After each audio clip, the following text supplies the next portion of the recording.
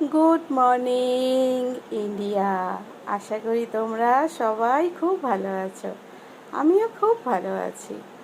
তো আজকে সকালবেলা আমার রান্নাবান্না হয়ে গেছে। আজকের ওয়েদারটা একটু ঠিকঠাক লাগছে, কারণ টানা 2-3 দিন ধরে বৃষ্টি হচ্ছিল। আজকে তবু একটু শুকনো, একটু কাচাকুচি করতে হবে। তো আমি ভাবলাম সকালবেলা একটু টিফিনটা করেই নিই। তো অন্য কিছু আজকে আর ভালো লাগছিল না, একটু ভাত খেতে ইচ্ছা করছিল। তো সকালবেলাই আমি গরম গরম ভাত, শাক ভাজা আর মাছের তরকারি টিফিন করতে বসে গেছি।